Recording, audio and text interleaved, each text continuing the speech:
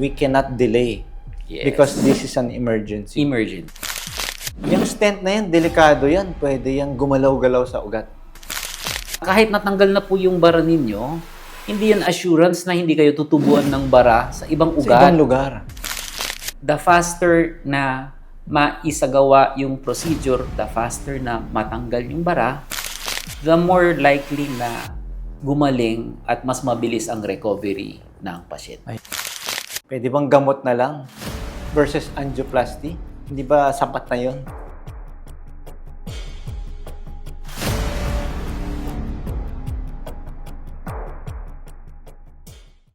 Welcome to The Heart Speaks, ang inyong paboritong podcast para sa puso. This is your host, Doc J-Dam, and for today, meron tayong very special topic which will be discussed by a very special guest. No? Pag-uusapan natin, heart attack. At yung naririnig nyo, angiogram, angioplasty. Pareho ba yan? Magkaiba ba yan? At nandito ngayon ang ating special guest, ang aking very good friend and colleague, also a cardiologist, ang tawag sa kanya, interventional cardiologist, tubero. No, napakahusay po ang aking kaibigan, Dr. Edgar Wilson, Don Timbaldon. Welcome to The Heart Speaks. Oy, thank you, Don. Don and Don, by Don the way. and Don. Yeah. Tama. Thank you for accepting the invitation. So pag-uusapan Salamat. natin Don, kasi alam ko sa iyong trabaho, halos araw-araw siguro, meron ka nakikita ng ganitong klaseng pasyente. Pag-usapan natin heart attack. Tama. Kung ang iyong pasyente ay may heart attack, bigyan mo nga sila ng tips, kailan ba sila dapat pumunta sa emergency room? Okay. Importanteng tanong. Tandaan nyo lang po, no, ang pinaka-common na sintomas ng atake sa puso ay sakit sa dibdib o kaya chest pain. Yung tipong mabigat na parang may nakadagan. Pero hindi lahat chest pain. Minsan, ang atake sa puso, ang nararamdaman po parang sakit na pumupunta sa kamay, dito lalo na sa left balikat. arm. Balikat. Minsan pumupunta sa panga, kaya ngipin. No? Minsan naman, yung pain nakafocus din po sa likod, yung parang tumatagos sa likod. Kumbaga. Sa ibang mga pasyente tulad ng mga diabetic at mga matatanda, hindi chest pain ang sintomas ng nararamdaman. Minsan yung tinatawag na sakit sa sikmura. Sigmura? Sinisigmura lang? Sinisikmura. Okay. Kaya Alright. mahalaga na pagtunan ng pansin yun kasi minsan iniisip nila acid lang yun. Diba? Yun pala inaatake na rin. Ayun. Nabanggit mo doon na iba-iba pala yung presentation ng heart attack. So, ano ang kanilang trigger para sabihin, ako, medyo delikado na to, dapat pumunta na akong ospital? Oo nga. Yan. So, bukod sa pain or discomfort, usually may kasama din po yan ibang sintomas tulad ng hingal, Okay. shortness of breath.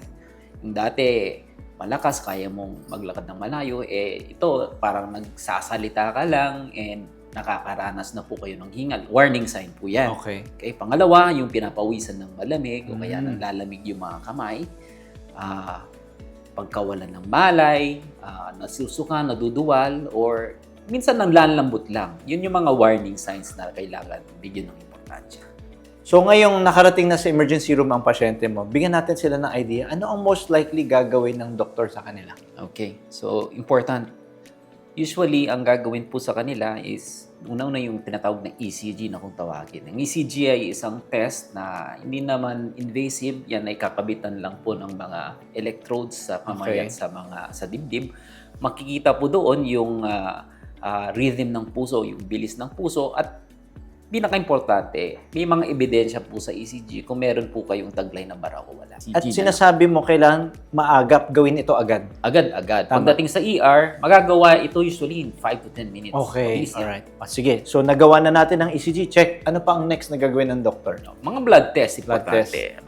Pero isa sa mga importanteng blood test, yung tinatawag na troponin. Troponin. Okay. So ito yung blood test, ito yung marker. Kumbaga, malalaman po kung talagang inaatake ang isang pasyente o hindi.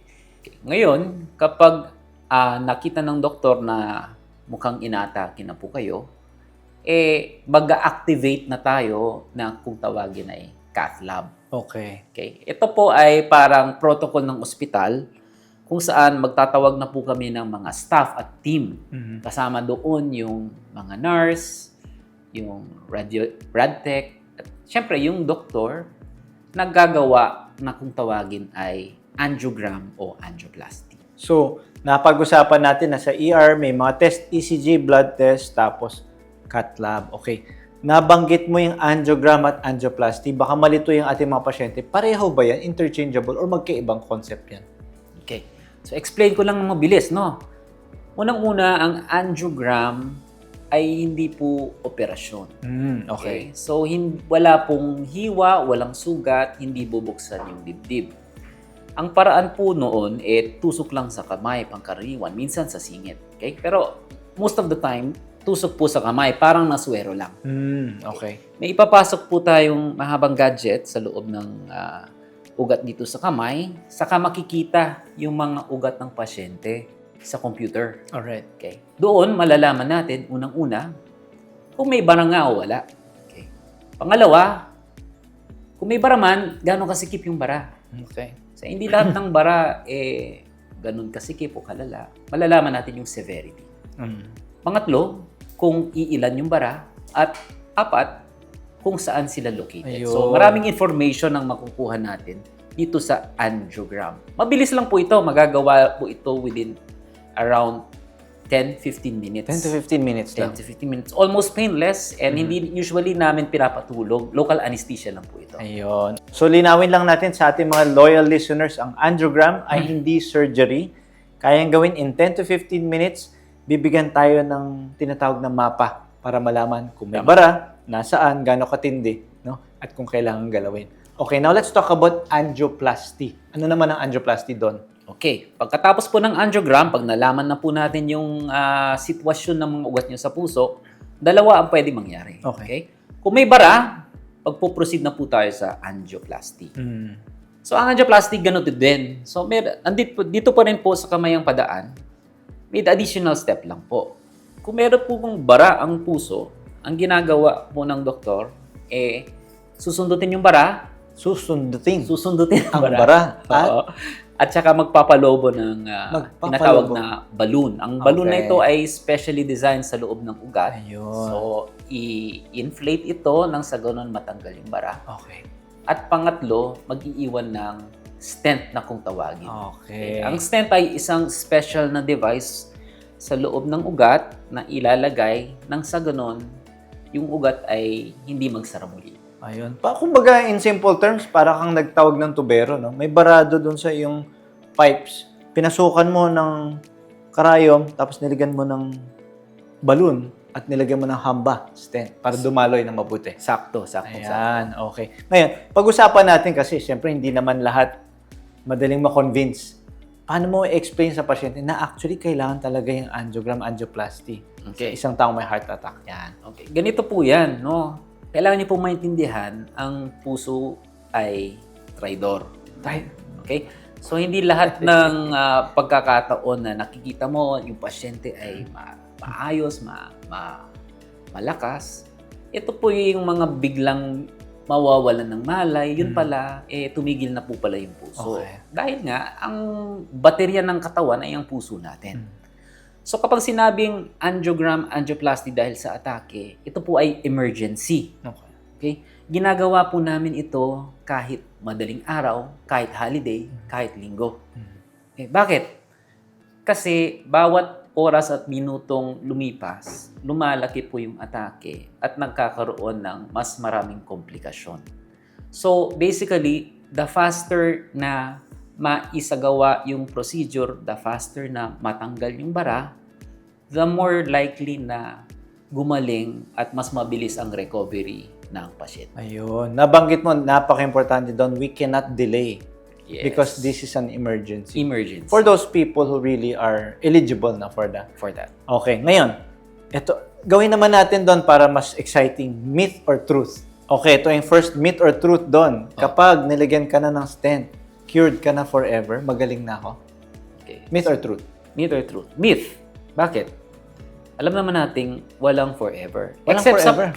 Except syempre sa pagmamahal. Ayan, pagmamahal. Pwede pala. Okay. Bakit ganun? Kasi syempre, kailangan po kahit nalagyan ho kayo ng stent, unang-una, nagme-maintenance pa rin po sa mga gamot. Ang gamot, Oo, okay. magbibigay ho tayo ng mga gamot na pampalabnaw ng dugo. Nang sa Ayun. ganun, hindi magsara muli yung stent. Okay.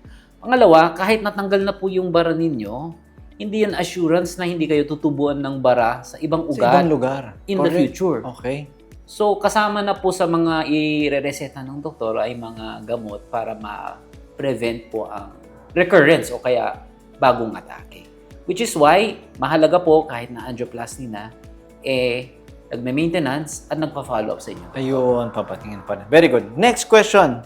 Yung stent na yan, delikado yan. Pwede yung gumalaw-galaw sa ugat. Myth or truth? Myth. Okay, bakit?